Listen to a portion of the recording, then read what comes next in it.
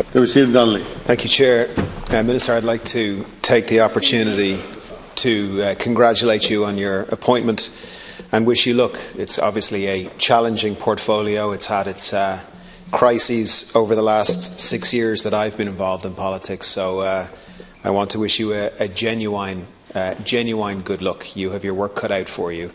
I have to confess that when all of this kicked off a few weeks ago, I knew as much as most people about the appointment of judges, which was next to nothing.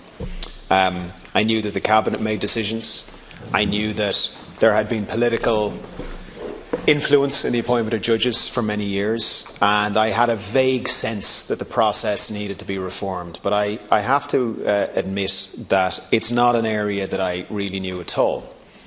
And so over the last few weeks, I've been listening to the Dáil debates, and I've been listening to the commentary on the media, and then in preparation for the bill before the House and for the statements here, I took a look in more detail at Minister Ross's bill, at the government's proposed bill, and I took a look in more detail at the proposal, Fianna Fáil's proposal, which obviously is being led by my colleague Jim O'Callaghan, and I'd like to commend Deputy O'Callaghan on what appears to me to be a serious piece of legislative work. There is agreement amongst the majority of the House, possibly all of the House, that the judicial appointments process needs to be reformed.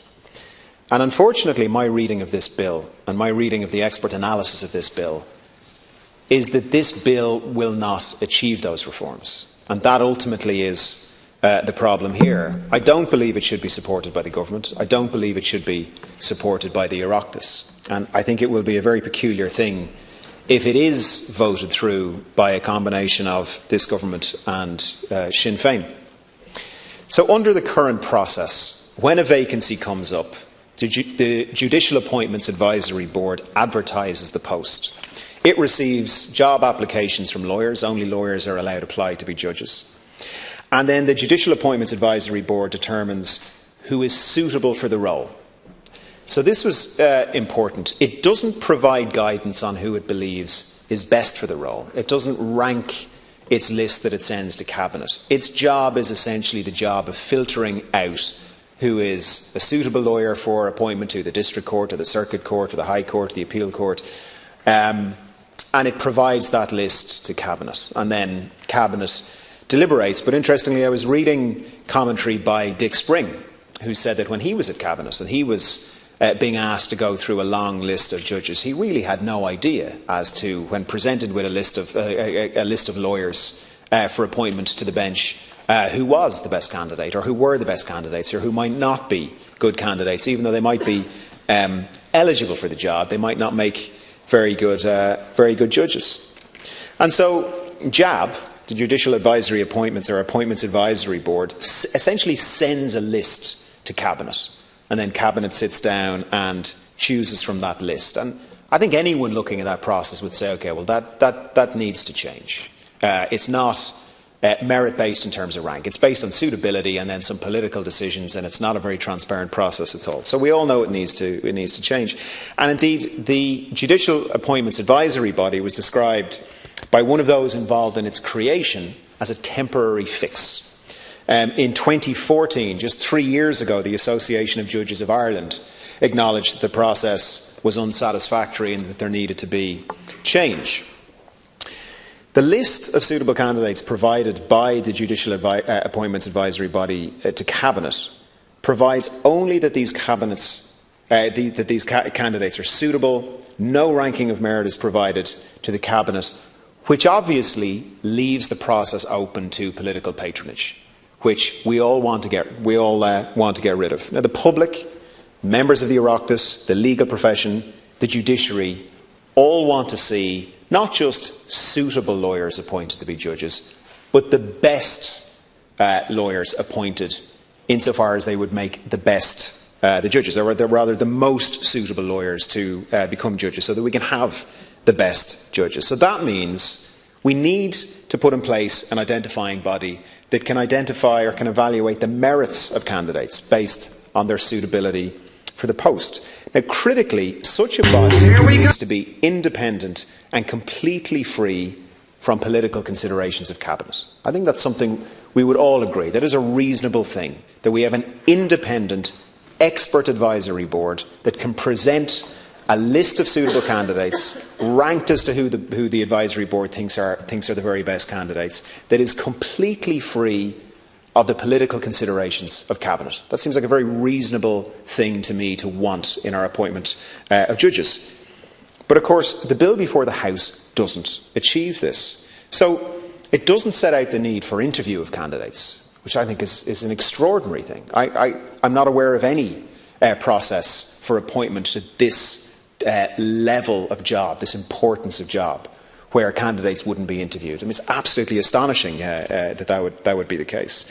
It doesn't rank the proposed candidates, and so does not provide guidance on the comparative suitability of the candidates that it puts forward to Cabinet. And I will stand here and say, were I at Cabinet and were I to be presented with a list of 3 or 5 or 20 lawyers, I would be at sea in trying to determine. If I had no guidance from the advisory body, I would be at sea as a member of Cabinet in trying to say, well, this lawyer or this lawyer or this lawyer, for the following reasons, appear to be the strongest candidates.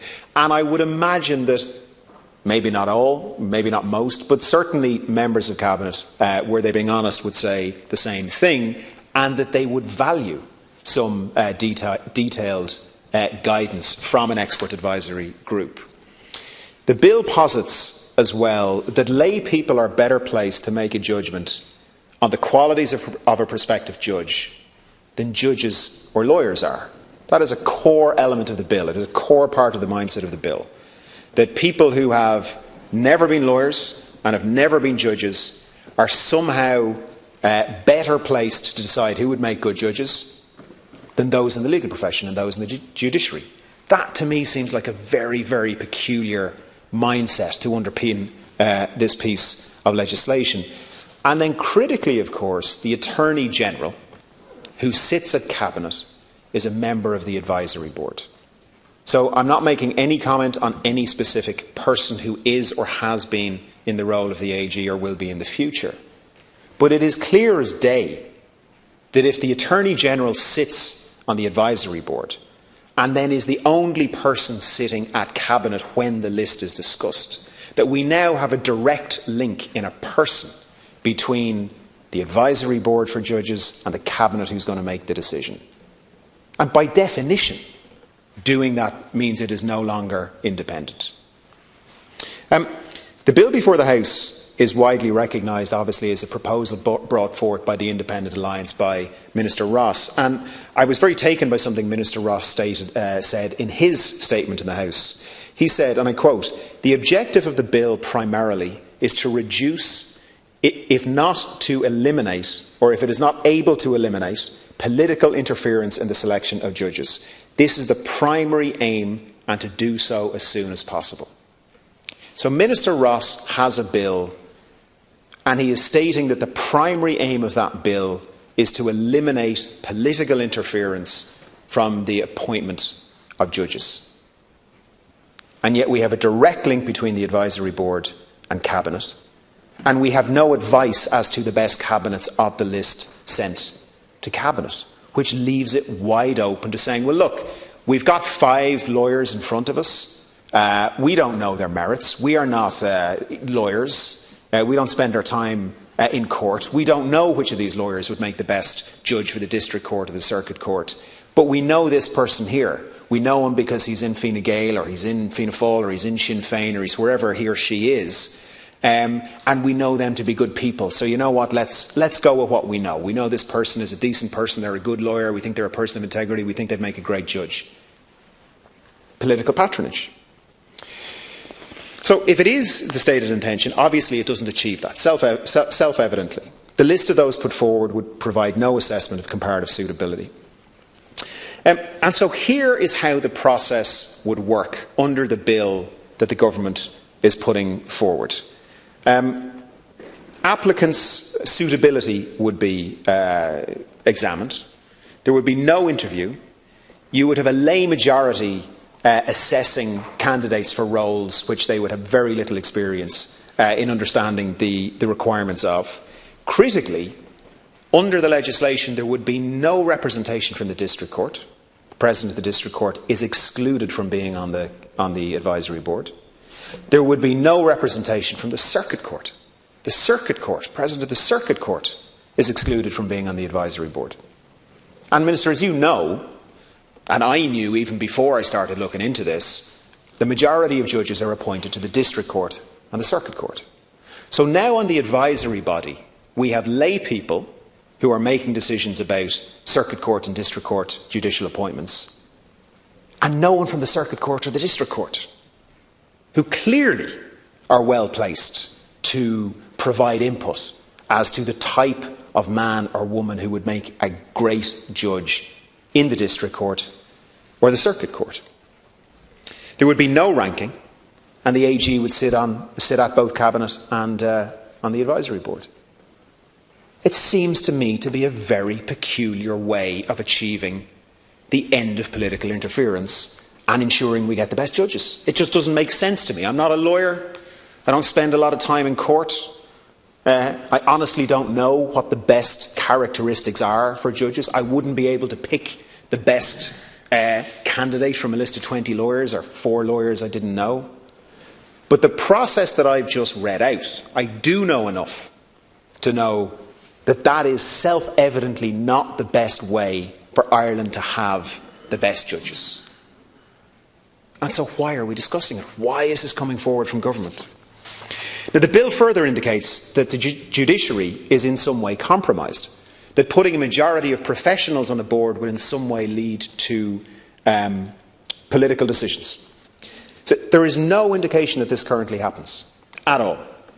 Further, the introduction of lay people in no way insulates appointments of judges from political viewpoints.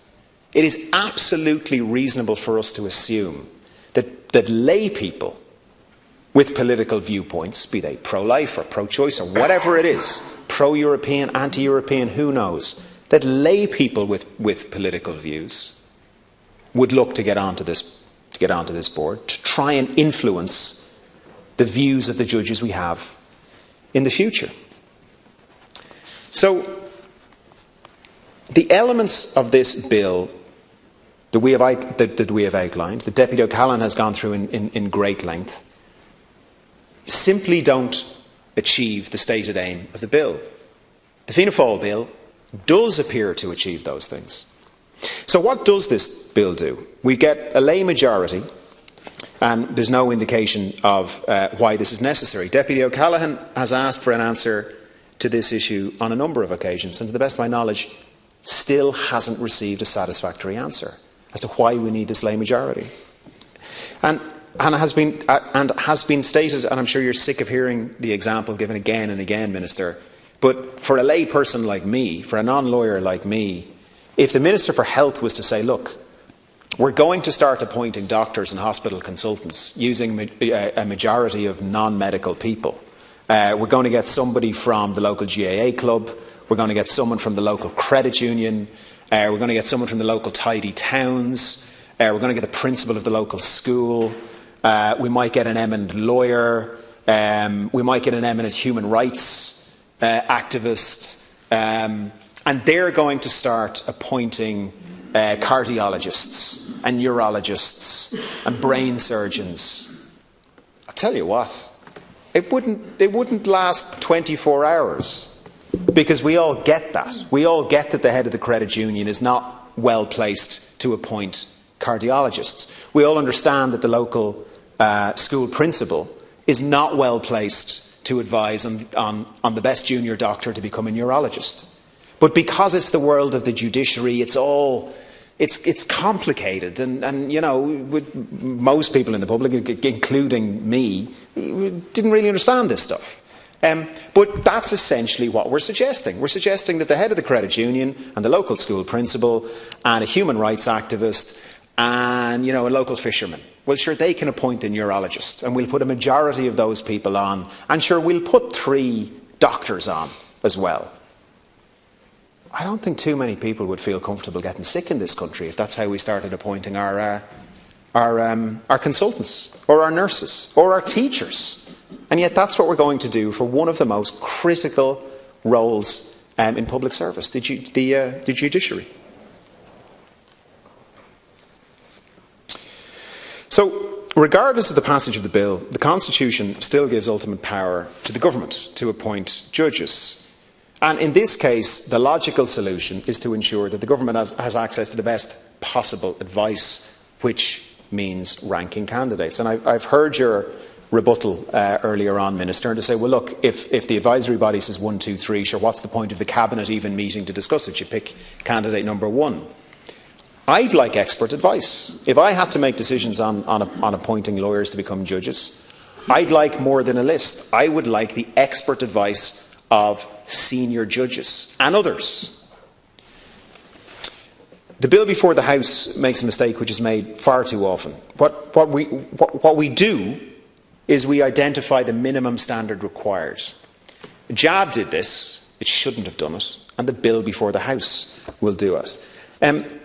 But the bill fails to recognise the failing of this approach. It doesn't identify those who truly excel. It doesn't recognise the best possible candidates. And it obviously doesn't eliminate political interference in the appointment of judges. Fianna Fáil's bill, on the other hand, would achieve these things. So it would allow sufficient expertise from the legal profession and from the judiciary. It would have representation from the district court and the circuit court.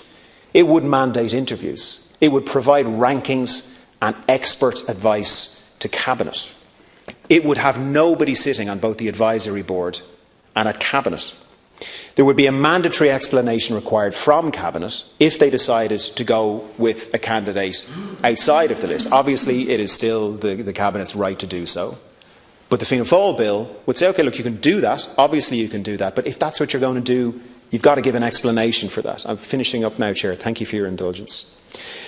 Critically as well, the Fianna Fáil bill would have wide public representation, including representatives appointed by FLAC, the Irish Human Rights and Equality Commission, the Citizens Information Board, the Higher Education Authority and the Consumer Protection Commission. And it would lay out specific criteria by which judges should be evaluated. And Chair, I'll finish on this. Look, we all know what's going on here. We all know this is a flawed bill.